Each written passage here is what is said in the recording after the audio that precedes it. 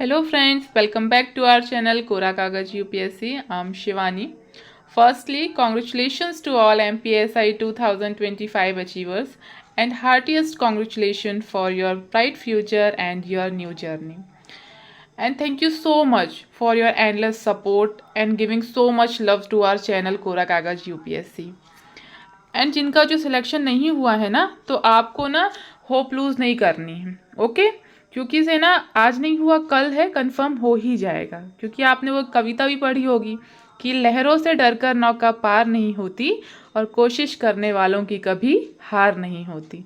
इसलिए कोशिश करते रहिए, अपनी मेहनत करते रहिए, सफल एक दिन ज़रूर होंगे आप, ठीक है। तो अपनी इस क्लास में अब हम आगे बढ़ते हैं। तो इस क्लास में हम क्या करने वाले हैं, हेडिंग से ही समझ में आ रहा है कि हम MPSI प्रीलिम्स 2025 के ज्योग्राफी के PYQs क्या हैं लगाने वाले हैं, ठीक है।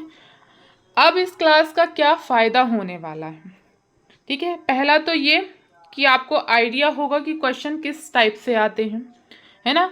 और ये पता चलेगा कि हमें ज्योग्राफी में किन सेक्शन पे ज़्यादा फोकस करना है, कहाँ से क्वेश्चन ज़्यादा बन रहे हैं, ठीक है।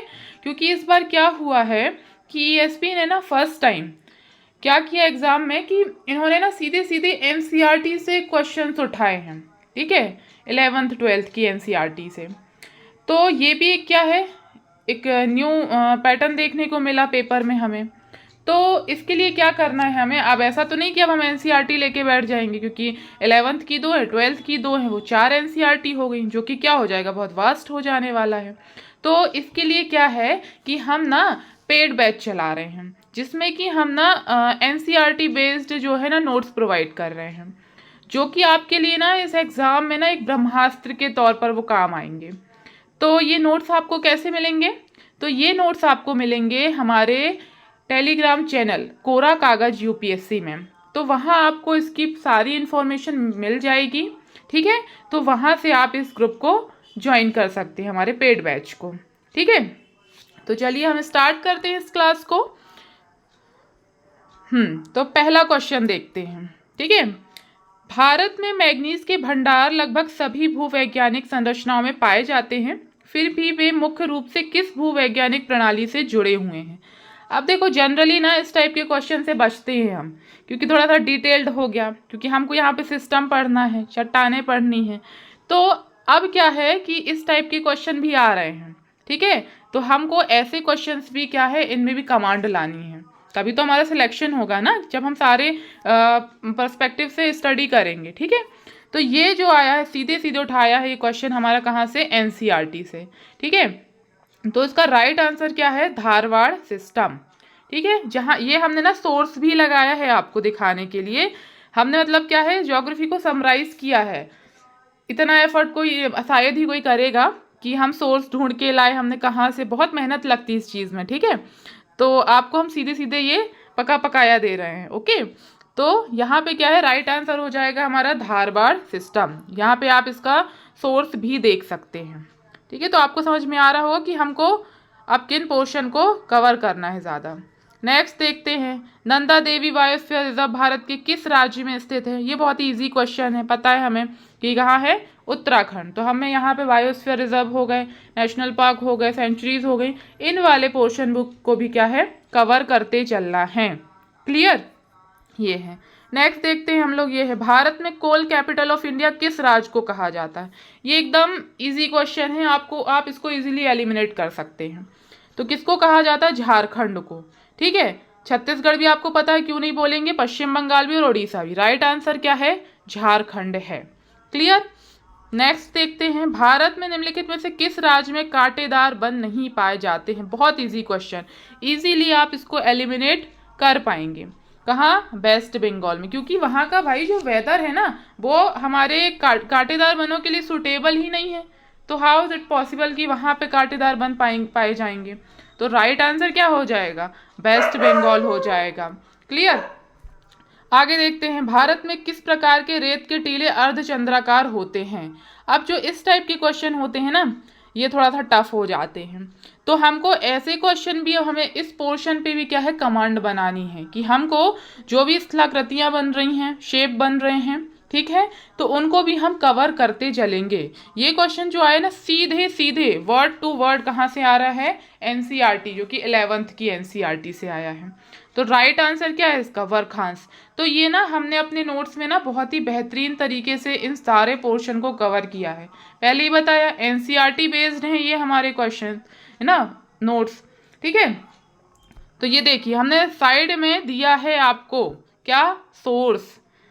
तो आपको देख रहा मतलब दिख रहा होगा ना कि हमने कितनी मेहनत की है, ठीक है।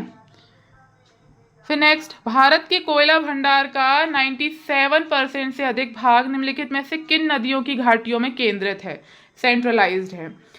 अब हमें ये तो पता रहता है कि यहाँ यहाँ पाए जा रहे हैं हमारे क्या, कोयला भंडार, लेकिन अब थोड़ा सा ना ये घुमा दिया क्वेश्चन को कि अब यहाँ पे पूछ रहा है कि किन नदियों की घाटियों में वो सेंट्रलाइज्ड है। तो इसको भी ना आप इजीली एलिमिनेट कर सकते हो। आपको पता है ना कि कोयला भंडार कहाँ, उत्पादक राज्य कौन कौन से हैं, तो आप वहाँ से आपको यही फिर पता रहेगा। आपने रिवर सिस्टम तो पढ़ा ही है और हम पढ़ाएंगे भी आगे कि वहाँ से वो नदियाँ क्या होंगी, प्रवाहित होंगी। तो उन्हीं घाटियों के बीच में क्या होगा, वहाँ पे वो सेंट्रलाइज्ड होगा। तो राइट आंसर क्या हो जाएगा, दामोदर, सोन, महानदी और गोदावरी। क्योंकि हमको दामोदर नदी पता है कहाँ से, झारखंड और वेस्ट बंगाल वाले एरिया से निकलेगी। सोन हमारा एमपी छत्तीसगढ़ कवर करती है। जो महानदी है वो उड़ीसा, और जो गोदावरी अपना ये है गोदावरी, तेलंगाना वाले रीजन से। तो राइट आंसर क्या हो जाएगा इसका, दामोदर, सोन, महानदी, गोदावरी। तो आप इसको ट्रिक से भी याद कर सकते हैं, क्योंकि इस टाइप के जो क्वेश्चन होते हैं ना, वो थोड़ा सा कंफ्यूजिंग होते हैं, इसलिए आपको ऐसे भी याद रख दो, दा, सो, मागो। तो दामोदर, सोन, महानदी, गोदावरी।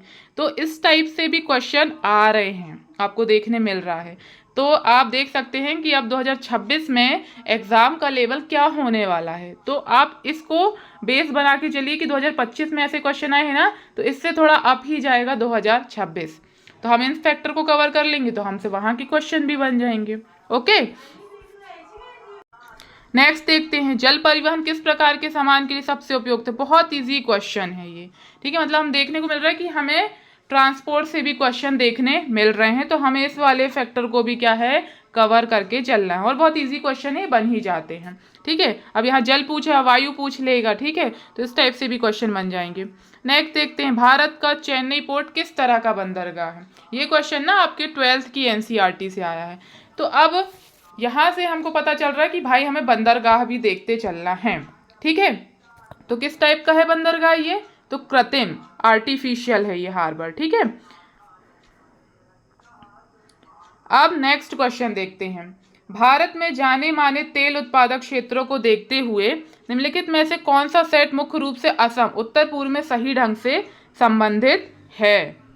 आपका जो ये क्वेश्चन है ना, वो एज इट इज उठाया है 12th की एनसीईआरटी से आया है। साइड में आपको सोर्स दिख रहा होगा ये।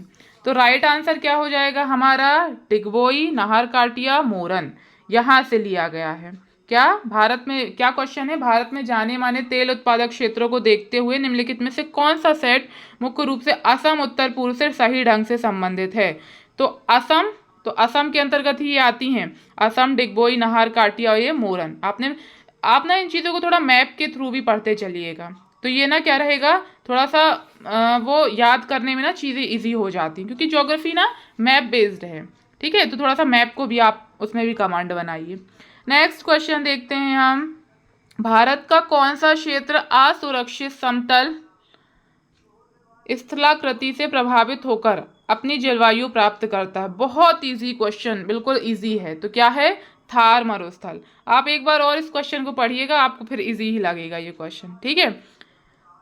जो इजी क्वेश्चन है ना, तो मैं उसको इतना वो नहीं बता रही हूँ कि उसका एक्सप्लेनेशन दूँ, ठीक है। तो ये भी हमारा क्या है, एनसीईआरटी से ही आया है क्वेश्चन, बहुत ही ईजी है, ठीक है। नेक्स्ट देखते हैं, परंपरागत अभ्रक पट्टी माइका बेल्ट जो झारखंड के निचले हजारीबाग क्षेत्र में स्थित है, उसकी लंबाई और चौड़ाई लगभग कितनी है। ये टफ क्वेश्चन है, क्योंकि इस टाइप के क्वेश्चन ना हम पढ़ते नहीं हैं और इजीली हमको मिलते नहीं, क्योंकि हम सीधे वो लगा लेते हैं ऑब्जेक्टिव्स, तो वहाँ हमको ऐसे क्वेश्चन मिलते नहीं हैं, क्योंकि ये आया कहाँ से है, 12th की एनसीईआरटी से आया है और एज इट इज उठा के रख दिया। देखिए ये आंसर आपको सोर्स दिख रहा है ना यहाँ पे, ये तो आपको समझ में और आ रहा होगा कि भाई क्वेश्चन का लेवल बढ़ रहा है, तो यहाँ से क्वेश्चन आएंगे ही, तो हमें इस टाइप के क्वेश्चन कवर करके चलना है, ठीक है। और इन वाले ज्योग्राफी के सेक्शन को बहुत अच्छे से फोकस्ड होके पढ़ना है हमें, ठीक है। ये है। नेक्स्ट क्वेश्चन देखते हैं, भारत में मध्य प्रदेश की प्रमुख मैग्नीज खनन पट्टी निम्नलिखित में से किन जिलों के संयोजन से होकर गुजरती है, ठीक है। तो ये भी जो क्वेश्चन आया है ना 12th की एनसीईआरटी से है। अब देख लो, मैं आपको सोर्स मतलब दे रही हूँ, और ऐसे तो मैं बता भी देती कि ये 12th की एनसीईआरटी का, लेकिन मैं आपको साइड में सोर्स क्यों लगा रही हूँ कि आपको मतलब इतनी मेहनत क्यों की, कि बताना चाह रहे हैं कि एनसीईआरटी कितनी इंपॉर्टेंट है। और एनसीईआरटी ऐसा है कि आप पढ़ लें, सबके पास बुक अवेलेबल होंगी, 11th 12th की 4 बुक्स हो जाएंगी, बट वो इतना वास्ट हो जाएगा ना, इसीलिए जो हमारे नोट्स हैं वो इसलिए इतने ज़्यादा इम्पोर्टेंट हो जाते हैं क्योंकि वो एनसीईआरटी बेस्ड ही हैं, ठीक है। और आपने रिजल्ट तो देख ही लिया है इस बार का, तो आपको अब आगे बोलने की हमें ज़रूरत भी नहीं है। तो राइट आंसर क्या हो जाएगा, बालाघाट, छिंदवाड़ा, निमाड़, मंडला, झाबुआ, तो इनके संयोजन से होकर क्या है, गुजरती है मैग्नीज खनन पट्टी मध्य प्रदेश में, ठीक है। नेक्स्ट देखते हैं हम लोग, भारत में प्रमुख यूरेनियम भंडार मुख्यतः किस भूवैज्ञानिक प्रणाली से संबंधित हैं, तो किससे संबंधित हैं, तो धारवाड़ शैल से। तो अब यहाँ से हमें समझ में आ रहा है कि हमको शैल भी पढ़नी है, धारवाड़ हो गया, कडप्पा हो गया, बहुत सारी शैल होती है, गोंडवाना शैल हो गया ना, तो यहाँ पे हमको शैल भी कवर करनी है। ये क्वेश्चन सीधे सीधे उठाया है वर्ड टू वर्ड कहाँ से, 12th की एनसीईआरटी से। तो यहाँ पर हमारे जो हैं जितने भी इम्पोर्टेंट थे क्या, ऑब्जेक्टिव PYQ, तो वो हमने यहाँ कवर किए। नेक्स्ट क्लास में हम आगे के भी PYQs लगाएंगे। अब हमने जितने भी PYQ लगाए ना, हम उसको कंसाइज फॉर्म में बता देते हैं कि किस किस पोर्शन से क्वेश्चन आए हैं, जितने भी हमने अभी PYQs लगाए। एक मिनरल जो कि बहुत ही इंपॉर्टेंट है भाई, वर्ड टू वर्ड एनसीईआरटी से उठा रहे हैं वो क्वेश्चन को, ठीक है, ये है। दूसरा फॉरेस्ट हो गया, है ना, वहाँ से आ रहे हैं क्वेश्चन। बायोस्फीयर रिजर्व हो गया हमारा, पोर्ट हो गया, शेप हो गया जिसमें हमने वर्खांस वाला देखा था। तो ये वाले पोर्शन क्या है, सेक्शन बहुत इंपॉर्टेंट हो रहे हैं, यहाँ से क्वेश्चन बन रहे हैं, और इजी नहीं टफ बन रहे हैं, मतलब डीपली पूछ रहे हैं वो, क्योंकि एनसीईआरटी तो टफ ही है ना। तो आई होप सो ये क्लास आपको अच्छी लगी होगी, चीज़ें समझ में आई होंगी।